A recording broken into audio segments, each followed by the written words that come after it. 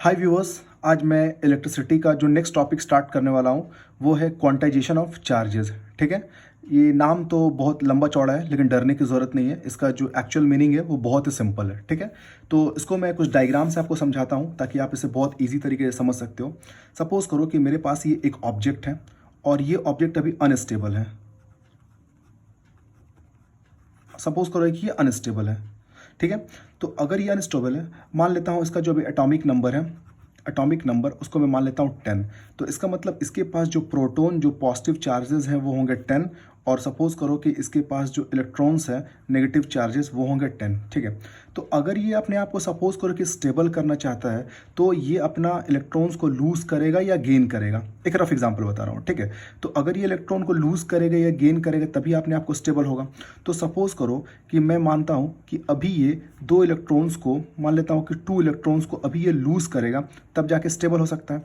तो अगर 2 इलेक्ट्रॉन्स को लूज करता है तो इसके पास जो इलेक्ट्रॉन्स 2 कम हो जाएंगे, मतलब प्रोटॉन तो वो 10 के 10 ही रह जाएंगे और इलेक्ट्रॉन कितने हो जाएंगे 8। तो इसका मतलब 2 पॉजिटिव चार्जेस आ जाएगा इसके ऊपर में। लेकिन सपोज करो कि अगर ये इलेक्ट्रॉन को, सपोज करो कि 2 इलेक्ट्रॉन को ये गेन करता है अपने आप को स्टेबल करने के लिए, तो प्रोटॉन जो है वो तो 10 के 10 ही रह जाएंगे, लेकिन इलेक्ट्रॉन जो है वो कितना हो जाएंगे -12। सॉल्व करोगे तो -2 चार्जेस, -2 चार्जेस। तो एक्चुअल में ये +2 और -2 क्या बता रहा है कि यहाँ पे नंबर ऑफ प्रोटॉन्स ज़्यादा हो गए हैं और यहाँ पे नंबर ऑफ इलेक्ट्रॉन्स ज़्यादा हो गए हैं। लेकिन अगर टोटल चार्ज में बात करूँगा कि इस ऑब्जेक्ट के ऊपर में टोटल कितने चार्जेस हैं, तो हम लोग उसको भी निकाल सकते हैं, क्योंकि मुझे पता है, क्योंकि इलेक्ट्रॉन का चार्ज होता है -1.6 इंटू 10⁻⁻19 और प्रोटॉन का चार्ज होता है 1.6 इंटू 10⁻⁻19।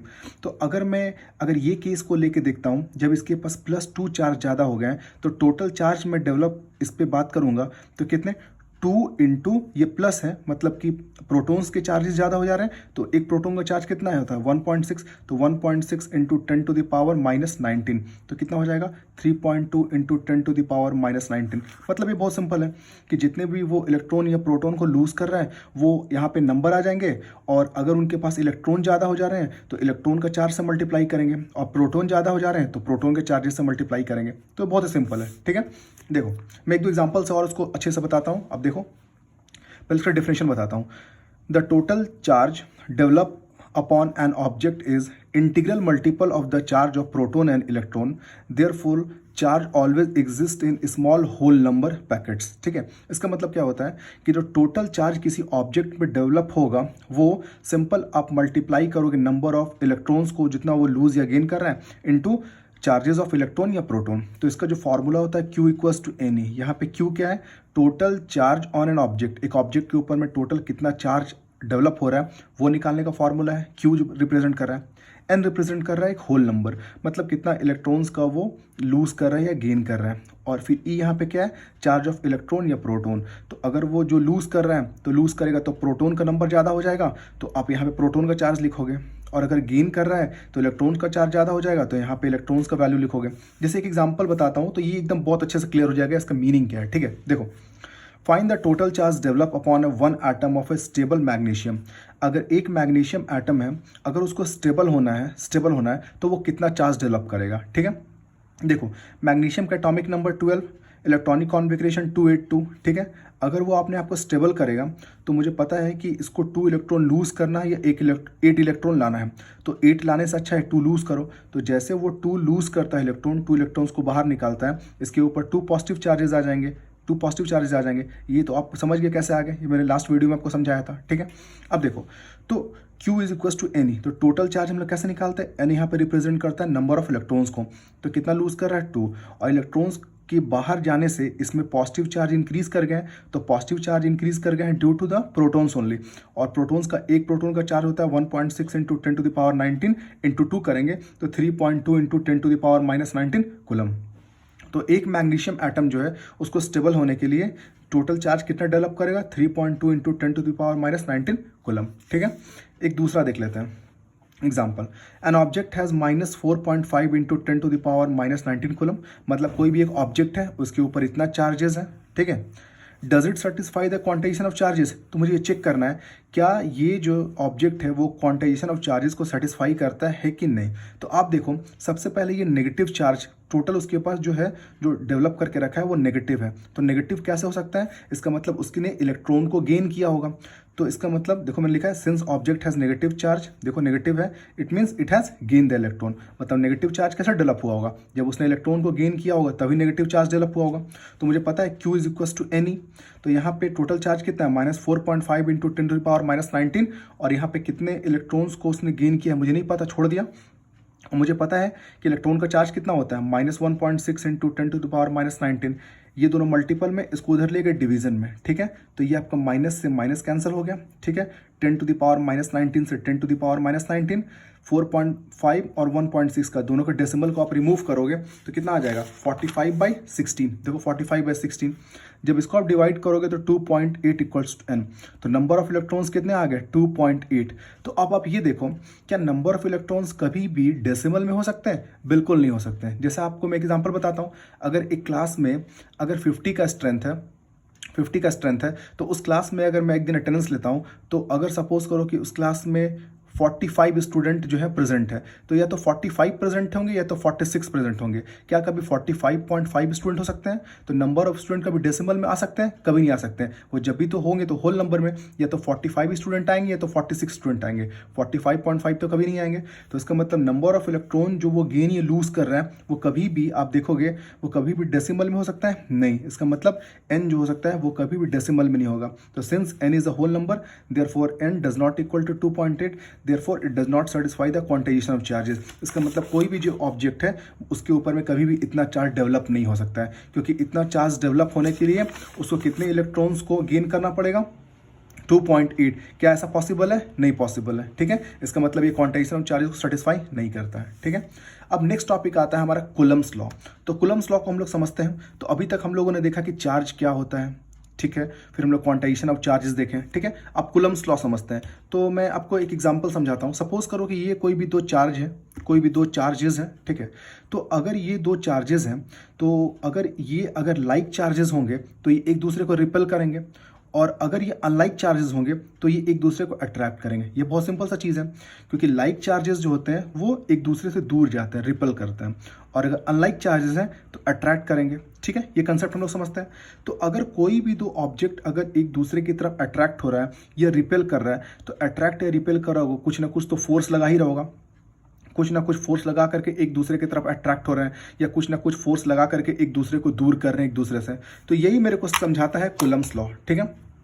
तो कूलम्स लॉ क्या बोलता है, द फोर्स ऑफ अट्रैक्शन और repulsion between the to charge, मतलब कोई भी दो चार्जेस हैं उनके बीच में जो अट्रैक्शन होगा, अट्रैक्शन वो directly proportional to the product of their magnitude. मतलब उन दोनों के ऊपर में जो टोटल जो चार्जेस हैं उन दोनों को मल्टीप्लाई करेंगे, उनका सिर्फ मैग्नीट्यूड, ये नहीं देखना है प्लस माइनस, सिर्फ उनका वैल्यू को मल्टीप्लाई करेंगे।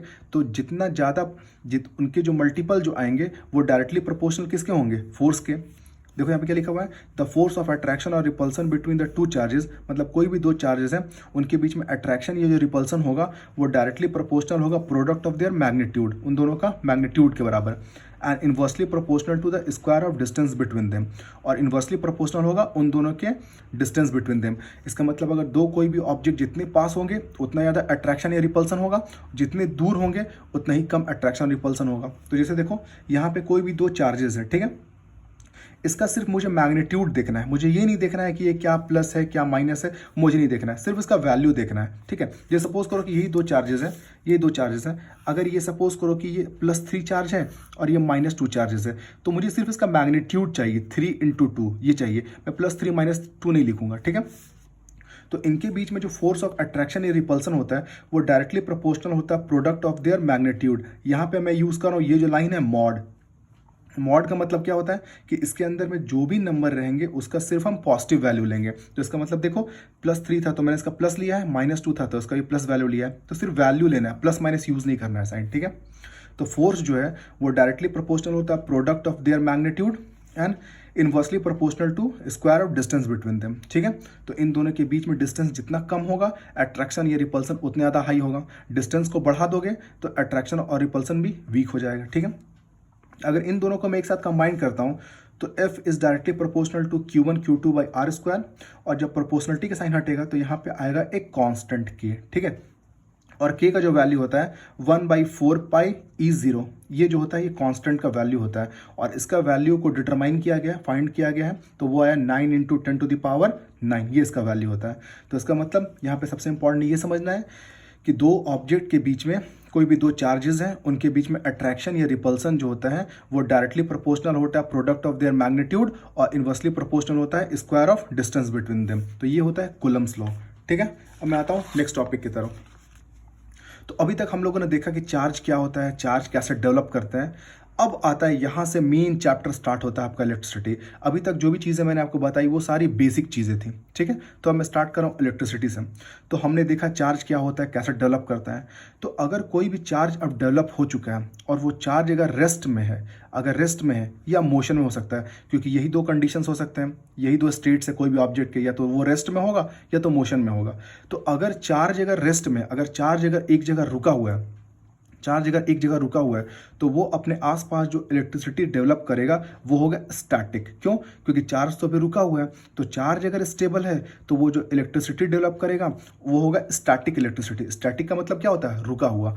तो अगर चार्ज अगर रेस्ट में है तो वो जो इलेक्ट्रिसिटी डेवलप करेगा वो होगा आपका स्टैटिक इलेक्ट्रिसिटी, ठीक है। और इसको हम लोग पढ़ते हैं चैप्टर इलेक्ट्रोस्टैट में, जो कि क्लास 12th में पढ़ना है, ठीक है। और अगर चार्ज अगर मोशन में, अगर चार्ज जो है अगर वो मूव करना स्टार्ट कर रहा है, तो चार्ज अगर मूव करना स्टार्ट कर को होगा इलेक्ट्रिक करंट। अगर चार्ज अगर मूव कर रहा है तो उसको हम बोलेंगे इलेक्ट्रिक करंट, ठीक है। और ये हम लोग पढ़ते हैं किस में चैप्टर में? करंट इलेक्ट्रिसिटी में, जो कि क्लास 10th में पढ़ना है, ओके, ठीक है। तो ये मैंने आपको इलेक्ट्रिसिटी को दो पार्ट में डिवाइड करके बताया कि जब रेस्ट में होगा तो वो स्टैटिक इलेक्ट्रिसिटी, और जब मूव करेगा मोशन में तो इलेक्ट्रिक करंट, ठीक है। अब देखो, अब एक टॉपिक स्टार्ट होता है आपका इलेक्ट्रिक फील्ड। तो इलेक्ट्रिक फील्ड, ठीक है, इसको समझते हैं। जैसे सपोज करो कि यहाँ पे ये जो मैं यहाँ पे एक ऑब्जेक्ट को रखा हूँ, सपोज करो कि ये एक चार्ज है, ये चार्ज है, और इस चार्ज के आसपास में ये जो आप रीजन देख रहे हो ये एक रीजन है, और इस चार्ज के आसपास में ये जो एरिया आप देख रहे हो, अगर एक कोई दूसरा चार्ज को मैं लाता हूँ इस एरिया के अंदर, तो अगर वो चार्ज ये चार्ज के जस्ट इक्वल होगा, मतलब सेम चार्जेस होंगे, तो ये एक दूसरे को रिपेल करना स्टार्ट होगा। लेकिन मैं जो चार्ज लेकर के आ रहा हूँ, अगर वो रिवर्स हुआ इससे, इस चार्ज का जस्ट रिवर्स हुआ, तो ये क्या करेगा? अट्रैक्ट करेगा। लेकिन वही अगर चार्ज को मैं थोड़ा दूर रख दूंगा, इससे दूर रखूंगा, इस सर्कल से बाहर कर दिया, तो वो जो चार्ज है ना वो अट्रैक्शन फील कर पाएगा ना रिपल्सन फील कर पाएगा। तो इसका मतलब कोई भी चार्ज के अराउंड में एक एरिया आता है जहाँ मैं जिस एरिया में अगर मैं कोई दूसरा चार्ज को रखूँगा, तो ये जो ऑब्जेक्ट जिसको मैं रख रहा हूँ वो अट्रैक्शन या रिपल्सन को एक्सपीरियंस कर सकता है। अगर मैं बाहर कर दूंगा तो वो अट्रैक्शन या रिपल्सन को एक्सपीरियंस नहीं कर पाएगा। अगर लाइक चार्जेस होंगे तो रिपल्सन फील करेगा, और अनलाइक चार्जेस होगा तो अट्रैक्शन। तो अगर इस एरिया, ये जो सर्कुलर एरिया मैं बना करके रखा हूँ, इसके अंदर मैं लाऊंगा तब वो अट्रैक्शन या रिपल्सन फील कर पाएगा। अगर मैं बाहर चला जाऊंगा तो अट्रैक्शन या रिपल्सन फील नहीं हो पाएगा, है ना। तो इसका मतलब इलेक्ट्रिक फील्ड क्या होता है कि कोई भी एक चार्ज है, कोई भी एक चार्ज के आसपास का एरिया जहां पे अट्रैक्शन या रिपल्सन जो है एक दूसरा चार्ज फील कर पाए, है ना, एक्सपीरियंस कर पाए, वही होगा इलेक्ट्रिक फील्ड, ठीक है।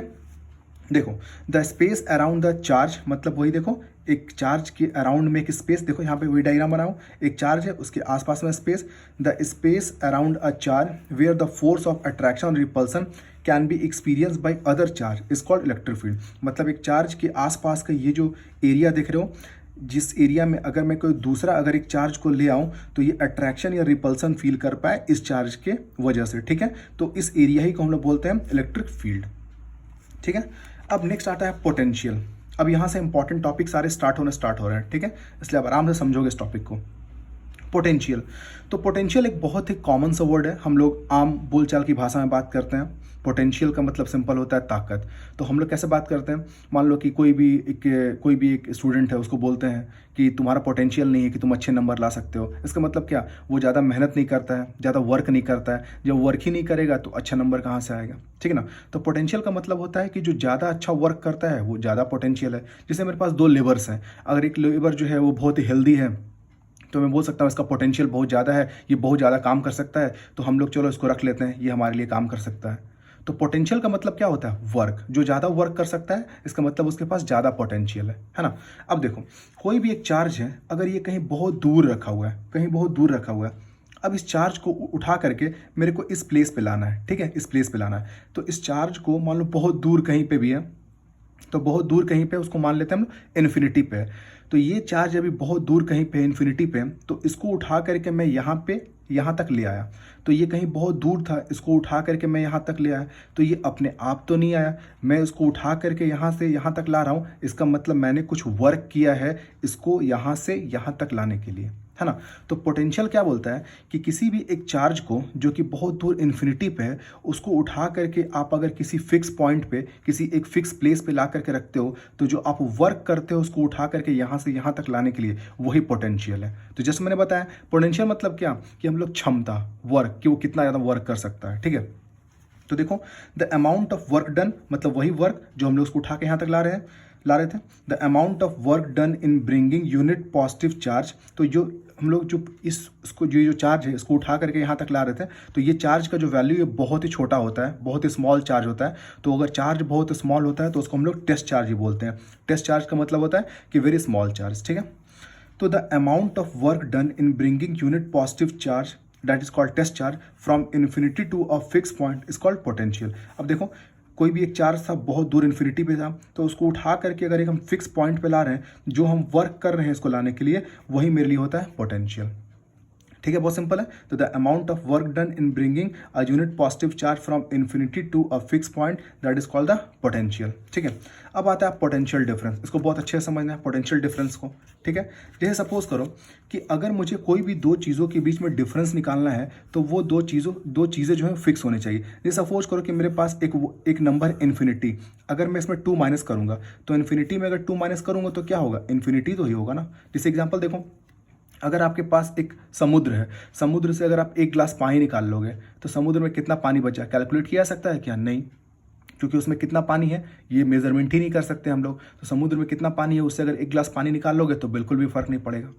लेकिन अगर एक बाल्टी में पानी है, एक बकेट में पूरा पानी भरा हुआ है, और उससे अगर एक जग पानी निकाल लें, तब तो आप आराम से कैलकुलेट कर सकते हो कि बकेट में कितना पानी रह गया, ठीक है। तो इसका मतलब अगर कोई दो चीज़ें जो हैं, अगर दो चीज़ों का मेजरमेंट कर सकते हैं, अगर काउंटेबल है, तभी उनके बीच में डिफरेंस निकल सकता है। तो अगर ये दो चीज़ें अगर फिक्स्ड है, अगर ये दोनों तीन चीज़ें अगर फिक्स्ड है, मतलब काउंटेबल, काउंट किया जा सकता है, तो दो चीज़ें अगर काउंट कर सकते हैं, तभी इनके बीच में क्या डिफरेंस निकल सकता है, ठीक है।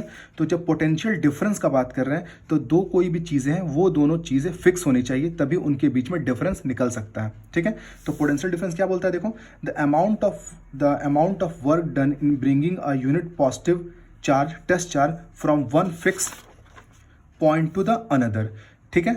अभी हम लोगों ने पढ़ा पोटेंशियल, तो पोटेंशियल में क्या था, कोई भी एक चार्ज जो है जो इन्फिनिटी में है, उसको उठा के हम ला रहे हैं एक फिक्स पॉइंट पे। ये मेरे लिए एक फिक्स पॉइंट था, इन्फिनिटी से एक पॉइंट पे ला रहे थे। लेकिन जब हम पोटेंशियल डिफरेंस का बात करेंगे, तो कभी भी एक इन्फिनिटी तो नहीं हो सकता है, जब भी होंगे तो दोनों फिक्स पॉइंट होंगे। तो जो भी मैं वर्क करूंगा, किसी भी जो चार्ज है, कोई भी एक चार्ज है प्लस क्यू चार्ज है, इसको उठा करके एक फिक्स पॉइंट से अगर मैं दूसरे फिक्स पॉइंट पे अगर लाता हूँ, तो जो यहाँ पे जो वर्क किया जाएगा, वही मेरे लिए क्या होगा, पोटेंशियल डिफरेंस। देखो यहाँ पे कोई भी एक चार्ज है, कोई भी एक फिक्स पॉइंट पे, इसको उठा करके जब मैं दूसरे फिक्स पॉइंट पे लाऊंगा, तो यहाँ पे जो वर्क किया जाएगा, यही मेरे लिए होगा पोटेंशियल डिफरेंस, ठीक है। अब फिर से देख लो डेफिनेशन एक बार। The amount of work done in bringing a unit positive test charge from one fix point to the another fix point, मतलब एक फिक्स पॉइंट से दूसरे फिक्स पॉइंट पे अगर किसी एक चार्ज को उठा के आप ले जाते हो, तो जो आप वर्क करोगे वही आपके लिए होगा पोटेंशियल डिफरेंस, ठीक है। तो पोटेंशियल डिफरेंस का हम लोग फॉर्मूला देख लेते हैं। तो पोटेंशियल डिफरेंस होता है वर्क बाई चार्ज, मतलब कितना आप वर्क कर रहे हो और कितना चार्ज को आप लेकर के जा रहे हो। तो वर्क को अगर चार्ज से आप डिवाइड करोगे, तो वही आपको देगा पोटेंशियल डिफरेंस, मतलब वर्क बाई चार्ज। तो पोटेंशियल डिफरेंस को हम लोग सिंबल देते हैं V से, वर्क का सिंबल होता है W और चार्ज का सिंबल होता है Q। तो V is equal to W by Q, ये एक बहुत इंपॉर्टेंट रिलेशन है, इसको याद रखनी चाहिए, ठीक है। अब हम लोग पोटेंशियल डिफरेंस तो समझ गए कि क्या होता है, ठीक है, उसका हम लोग फार्मूला भी देख लिए। अब थोड़ा उसका यूनिट भी देख लेते हैं। तो पोटेंशियल होता है, देखो W बाई Q मतलब वर्क बाई चार्ज, और वर्क का यूनिट क्या होता है, जूल, ठीक है, और चार्ज का क्या होता है, कुलम। तो ये टोटल क्या हो जाएगा, joule per coulomb, joule per coulomb, और जूल पर कुलम को ही SI यूनिट में हम लोग बोलते हैं वोल्ट। तो यानी कि पोटेंशियल डिफरेंस का जो यूनिट होगा वो होगा क्या, वोल्ट, ठीक है। अब यहाँ पे एक बहुत इंपॉर्टेंट क्वेश्चन आता है, डिफाइन 1 वोल्ट। ये बहुत ही मोस्ट इंपॉर्टेंट क्वेश्चन है, इसको आप अच्छे से समझ लो, ठीक है। तो मेरे को डिफाइन करना है 1 वोल्ट। तो 1 वोल्ट को हम लोग डिफाइन कैसे कर सकते हैं? तो देखो फॉर्मूला देखो, V इक्वल टू क्या होता है, W/Q। तो V जब यहाँ पे आपको 1 चाहिए होगा तो ये ऊपर वाला न्यूमरेटर भी 1 और डिनोमिनेटर भी 1। हम लोग हमेशा सिंपलेस्ट फॉर्म लेते हैं। अगर 10/10 रखोगे तो कट के तो 1/1 ही आ जाएगा, 9/9 रखोगे तो कट के तो 1/1 ही आ जाएगा, 1000/1000 रखोगे तो कट के तो 1 ही आ जाएगा। तो हमेशा हम लोग सिंपलेस्ट फॉर्म में ही वैल्यू लेते हैं, ठीक है। तो ये कब होगा? जब न्यूमरेटर 1 और डिनोमिनेटर 1 होगा। न्यूमरेटर और डिनोमिनेटर जब दोनों 1 होंगे तभी तो आंसर आपको 1 आएगा। मतलब वर्क जो है जब 1 जूल होगा और जो चार्ज होगा 1 कूलम होगा, तभी वोल्ट आपका कितना होगा, 1 वोल्ट। तो इसका मतलब हम लोग क्या बोल सकते हैं, the potential is said to be 1 volt. मतलब पोटेंशियल 1 वोल्ट कब होगा? इफ 1 जूल, देखो 1 joule of work is done to bring 1 coulomb of charge from 1 fix point to the another fix point. मतलब कोई भी एक फिक्स पॉइंट से दूसरा फिक्स पॉइंट में अगर हम 1 जूल वर्क करते हैं, 1 जूल वर्क करते हैं, ताकि हम 1 कूलम चार्ज को इस फिक्स पॉइंट से दूसरे फिक्स पॉइंट तक हम ला सके, तो यहाँ पे जो पोटेंशियल होगा वही होगा आपके लिए 1 वोल्ट। देखो फिर से पढ़ रहा हूँ, the potential is said to be 1 volt if 1 joule of work is done to bring 1 coulomb of charge from 1 fix point to the another fix point, ठीक है।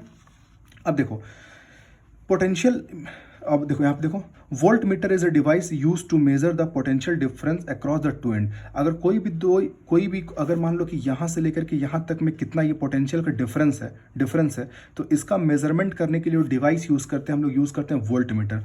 मतलब वोल्ट मीटर एक ऐसा डिवाइस होता है जो कि हम लोग यूज करते हैं to find the potential difference across the two end, ठीक है। जैसे मैं आपको एक बहुत अच्छा एग्जाम्पल दिखा सकता हूँ। देखो आप ये आपको पता होगा बहुत अच्छे से क्या है, ये एक है आपके लिए ड्राई सेल, बहुत ही कॉमन सी चीज़ है, ठीक है। आप इसको देखना, अगर ध्यान से देखोगे तो यहाँ पे देखोगे ये 1.5 वोल्ट लिखा होगा। अगर आप ध्यान से देखोगे 1.5 वोल्ट लिखा होगा, ठीक है, 1.5 वोल्ट आपको दिख रहा होगा, ठीक है, 1.5 वोल्ट। तो इसका मतलब क्या हुआ कि इसका ये जो पॉजिटिव टर्मिनल है और इसका ये नेगेटिव टर्मिनल है, इन दोनों के बीच में जो डिफरेंस है वो कितना है, 1.5 वोल्ट का। मतलब ये जो बैटरी है वो कितना पोटेंशियल डेवलप करा रहा है, 1.5 वोल्ट। मतलब इसके पॉजिटिव और नेगेटिव एंड में जो पोटेंशियल डिफरेंस डेवलप हो रहे हैं वो कितने हो रहे हैं, 1.5 वोल्ट। आप देखना इसके पीछे लिखा रहता है, ठीक है। तो मुझे चेक करना है कि ये से 1.5 वोल्ट है कि नहीं, तो मैं एक यूज़ करूँगा, जो डिवाइस यूज़ करूँगा मेजरमेंट के लिए वो होता है वोल्ट मीटर। वोल्ट मीटर देखो बिल्कुल ही एक ऐसा डिवाइस होता है, ठीक है। इसमें ऐसे करके आप नंबरिंग्स किए रहते हैं 0 से फिर 1 2 3 वोल्ट ऐसे करके, और यहाँ पे 2 टर्मिनल्स होते हैं, एक पॉजिटिव टर्मिनल और नेगेटिव टर्मिनल। तो पॉजिटिव और नेगेटिव टर्मिनल से आप वायर को कनेक्ट करोगे, पॉजिटिव टर्मिनल को पॉजिटिव टर्मिनल से और नेगेटिव टर्मिनल को नेगेटिव टर्मिनल से जब कनेक्ट करेंगे तो आप देखोगे ये जो रीडिंग है बिल्कुल 1.5 वोल्ट दिखाएगा इस बैटरी में, ठीक है। तो जो डिवाइस यूज़ करते हैं to find the potential difference between the two ends, मतलब किसी भी ऑब्जेक्ट का 2 एंड के बीच में कितना पोटेंशियल का डिफरेंस है, वो फाइंड करने के लिए हम लोग यूज़ करते हैं क्या, वोल्ट मीटर, ठीक है। Now for property of volt meter, अब यहाँ पे देखो कुछ प्रॉपर्टीज बता देता हूँ वोल्ट मीटर का, ठीक है। तो it is always connected in parallel. मतलब वोल्ट मीटर को जब भी हम लोग किसी भी सर्किट में कनेक्ट करेंगे तो हमेशा पैरेलल कनेक्ट करते हैं। और ये जो डिवाइस होता है ये बहुत ही हाई रेजिस्टेंस डिवाइस होता है, ठीक है। तो ये जो 2 प्रॉपर्टी है ये बहुत इंपॉर्टेंट प्रॉपर्टी है, इसको हम लोग बहुत अच्छे से समझेंगे जब हम लोग इस चैप्टर में धीरे धीरे आगे बढ़ेंगे तब, ठीक है। लेकिन फिलहाल अभी ये आपको जानना जरूरी है कि वोल्ट मीटर को हमेशा जब भी कोई भी सर्किट होता है तो उसमें हमेशा हम लोग कनेक्ट करते हैं पैरेलल, ठीक है। और ये जो डिवाइस होता है एक बहुत ही हाई रेजिस्टेंस डिवाइस। तो आई होप कि इलेक्ट्रिसिटी का ये कंसेप्ट आपको अच्छे से समझ में आ गया होगा। अगर आपको वीडियो अच्छा लगा तो प्लीज़ लाइक कीजिए, शेयर कीजिए एंड सब्सक्राइब कीजिए। Thank you very much.